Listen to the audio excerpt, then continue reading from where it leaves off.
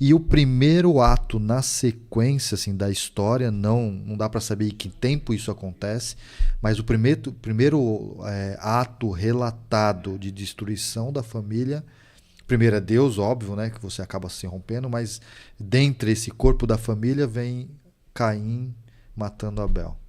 O primeiro ato de destruição da família como uma tentativa de desromper na família a aparência de Deus, né? Uhum.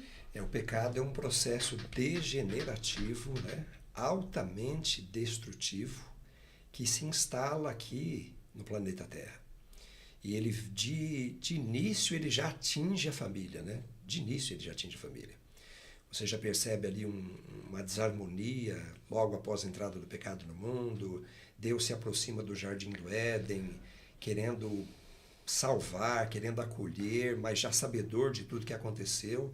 E ele pergunta assim para a mulher, né? Pergunta primeiro para o homem, escuta, Adão, o que aconteceu? A mulher que o senhor criou aí, ela me enganou aí, me deu do fruto e eu comi, né? Então você já percebe ali o desarranjo familiar iniciando ali. E depois culmina com a saída do Jardim do Éden e algum tempo depois, então, o primeiro homicídio, o primeiro assassinato da história da humanidade, a primeira morte de um ser humano, foi o próprio irmão tirando a vida do seu irmão por inveja, por ódio. E você imagina a dor, a angústia, o sofrimento do casal, os pais, que nunca tinham visto a morte do ser humano, ter que sepultar o seu próprio filho, sabedores de que quem causou a morte desse filho foi o outro filho. Então você percebe que logo no início o pecado já se mostrou horroroso, terrível, altamente destrutivo. Sim. Foi isso que aconteceu. E ali acontece então a destruição do lar, né, de alguma maneira. Porque Adão e Eva, eles tinham saído do Jardim do Éden, onde o mundo era perfeito. E por causa do pecado que eles cometeram, eles viram diante deles Abel morto e teve que sepultar.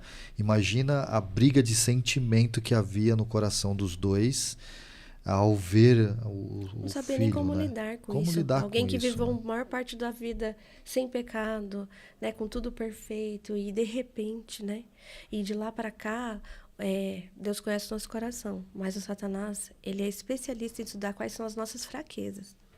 Né? E as famílias elas vão ser destruídas, na verdade é o que ele quer, destruir de formas diferentes. Ele vai entender qual é a sua fraqueza e a partir daí ele vai tentar entrar na sua família a partir da sua fraqueza.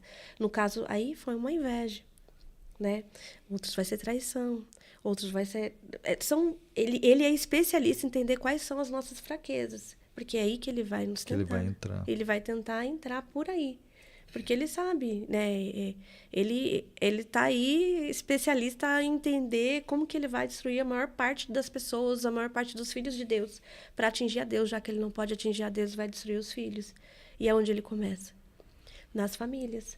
Porque você fala para uma mãe, para um pai, aonde que dói mais nele? É nos filhos. E aí começa daí, os filhos que às vezes se envolvem com droga. E aí vem a destruição da família. É assim, aonde vai? Qual que é a peça mais fraca aqui? Né? Aonde que eu posso entrar nessa família para que eu possa destruir? E por que assim que o inimigo, né, das famílias, por que ele tenta destruir o lar? Por que ele um objetivo, a gente vê que é claro assim a destruição do lar ao longo do tempo, mas por que a gente vê Satanás tentando destruir as famílias? A Bíblia nos ensina que o pecado nasceu no coração dele. Em algum momento da história do universo, ele sentiu inveja de Deus, sendo ele criatura, invejou o Criador, quis ser maior do que o Criador, quis tomar o lugar do Criador, e quando ele descobriu que isso não era possível, ele acabou então se tornando o grande inimigo de Deus. E a partir daí, ele atinge tudo aquilo que é objeto do amor de Deus.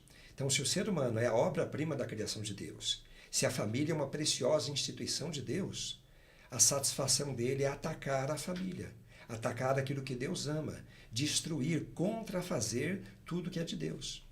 Então, não há dúvida de que a família é um dos alvos principais do inimigo de Deus e de todos nós. E uma família estruturada, uma família, né, bem com os princípios de Deus, uma família funcional, é muito mais difícil, né? Assim, é difícil, a família fica mais forte. Pode vir o que for, qualquer tempestade, uma família que tá ali, né, com uma estrutura bacana, né, todo mundo exercendo seus próprios papéis, uma família forte, unida, mesmo que um caia, ele ajuda a levantar, né? Então, para ele é muito mais fácil destruir a família, porque você estando sozinho é muito mais fácil. Mais fácil. Se você tem uma família por trás de você, que você cai, a família vai te levantar. Se é uma família unida, se é uma família, né? Então, para ele, vamos... Porque a questão é essa, né? Não só nessas questões espirituais, na própria política. Você separa o povo, porque fica muito mais fácil para você fazer o que você quer. Um povo unido fica difícil, o governante ele vai ter que suar para conseguir fazer alguma coisa. É a mesma coisa de Satanás. Se você separar a família, é mais fácil. Se deixar uma família unida, como que ele vai conseguir entrar e como que ele vai conseguir mexer ali? Não tem como. É Isso que ela está verdade. dizendo é muito Muito interessante. Né? Uma família funcional é uma família onde as coisas funcionam. Onde há harmonia, onde há amor, onde há união, onde ambos se unem, todos se unem para ajudar, para fortalecer, para consertar, para colocar com diálogo, muito diálogo. E uma família pautada por princípios. Princípios, valores, né? Então essa família ela é mais difícil de ser derrubada, de ser abatida, né? Então está aí a importância da família buscar a união, buscar o conhecimento da palavra de Deus, buscar a harmonia, vencer o egoísmo, ser uma família altruísta, onde todos ali produzem a felicidade, o bem-estar das pessoas amadas. Então essa família ela será mais forte. E, na verdade, a gente percebe que aí esse processo que a gente pode chamar de educação é atribuição da família, atribuição do lar, né? Na escola a gente aprende matemática, português, história, geografia, e a escola pode até dar um pouquinho de contribuição, mas a educação, a essência da educação é o lar.